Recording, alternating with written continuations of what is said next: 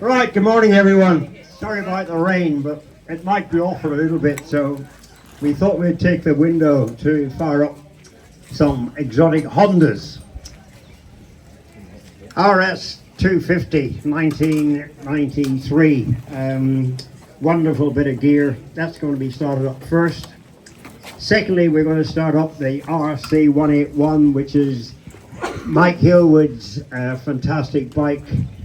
1967, when he had the great battle with Agostini. We'll also go through some of the handling problems it had. And then we've got the 350 Supersport. Let's have a bit of word about this. What year is this one? 1970. 1970.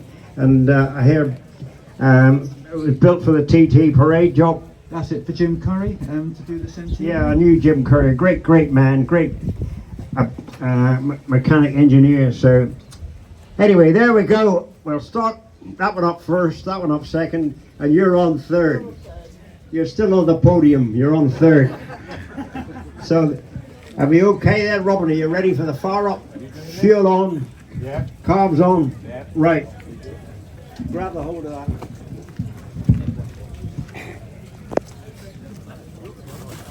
Right. Fuel, ignition on. Back ends up in the air. You're in second Right. gear, I believe. Yeah, right. Right. Well, no, it isn't in gear. Go on then. Right. That's in gear.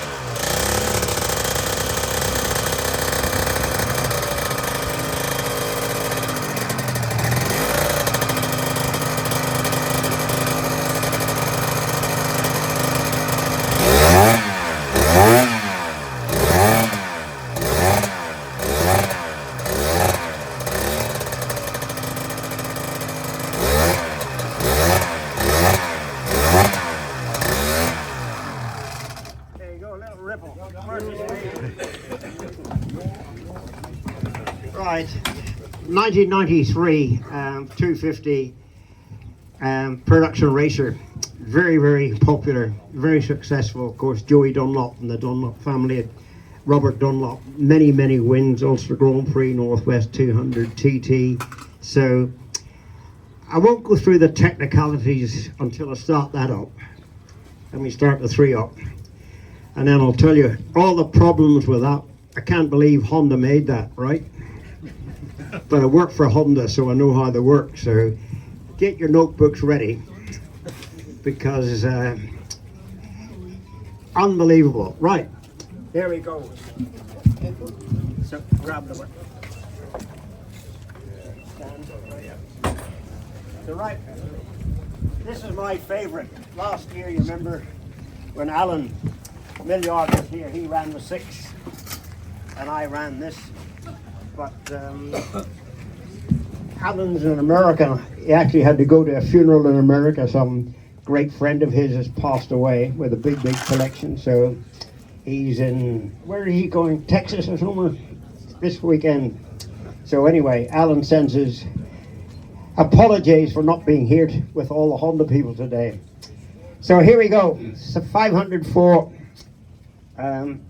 great bike, but it was reputed to handle frightening. Brave men turned pale and others flee to the woods. So we'll start it up first, and then we'll hear that one running, and then I'll run through the technicalities of these two. And that behind me has something to do with it too. How come? You'll have to listen then. Right, forward. Ready? Ready.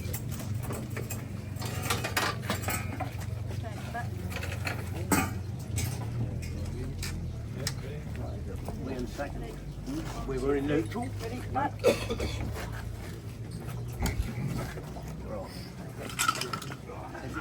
Chokes on. Chokes on. Ignition's on. In on. gear. You put it in gear when you rolled it forward, didn't you? Yeah. Right, ready? Try. Again.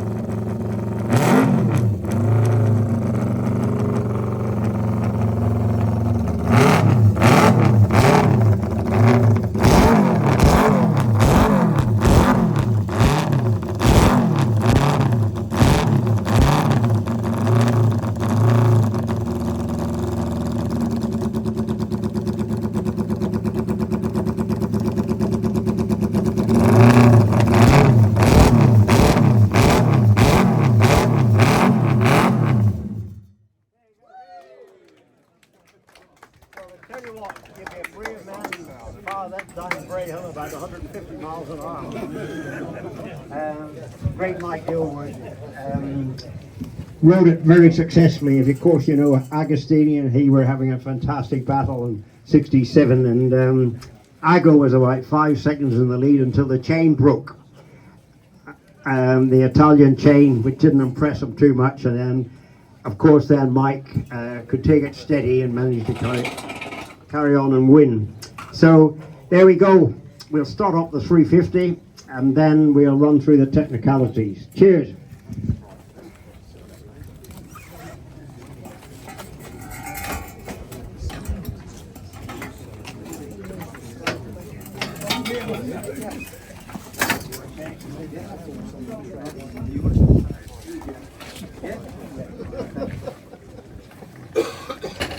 I'll see if I start for you, right? Yeah.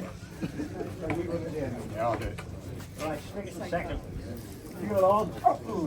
Fuel on. Ignition on. Fuel on. Second gear. Go on in. Ready? Yeah. Get the clutch. Right, right.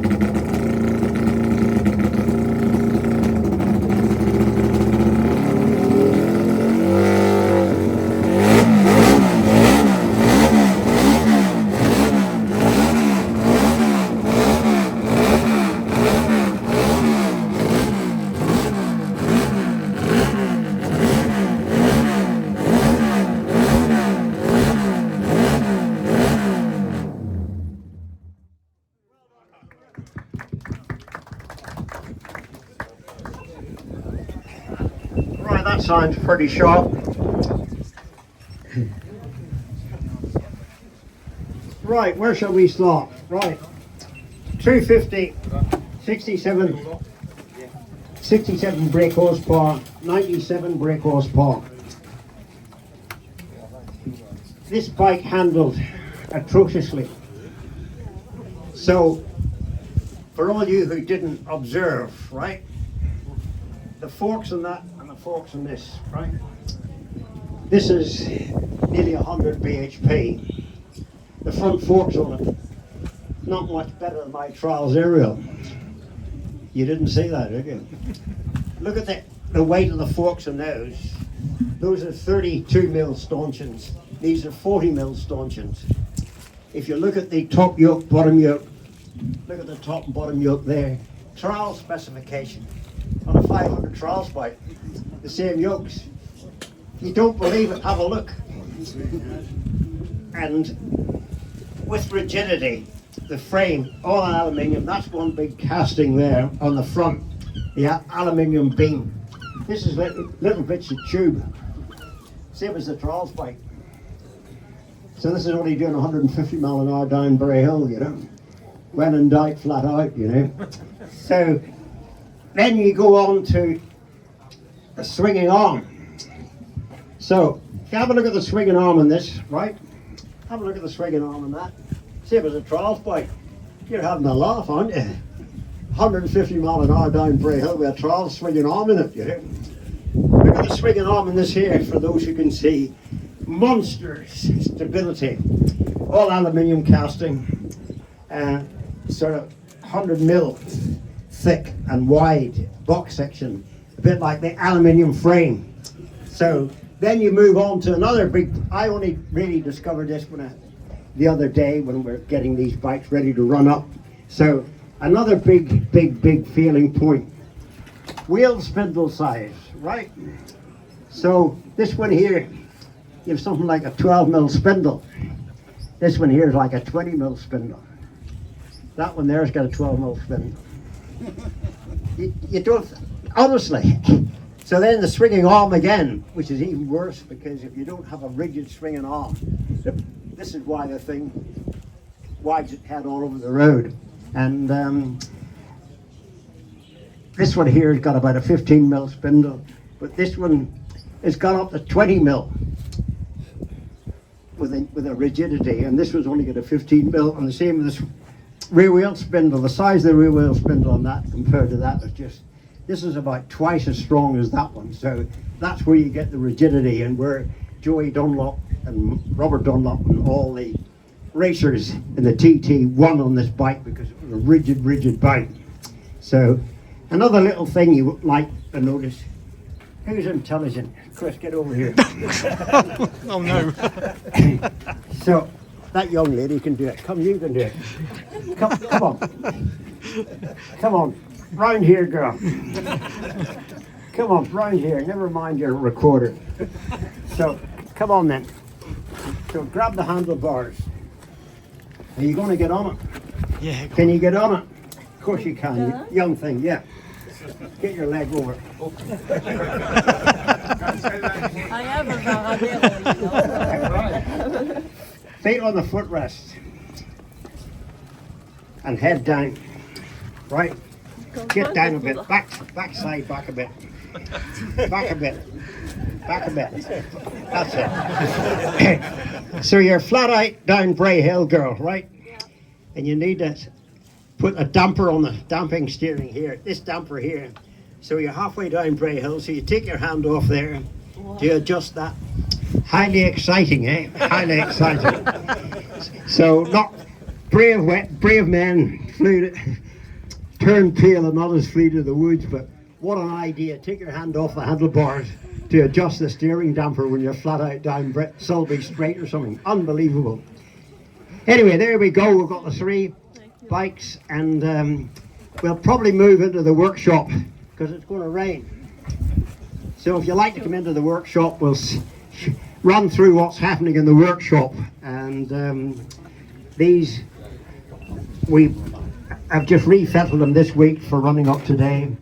If Alan had been here, we could have run around the little circuit, but seeing the weather's not very pleasant, it's probably safer not to run them. So anyway, if you like to come into the workshop, squeeze in.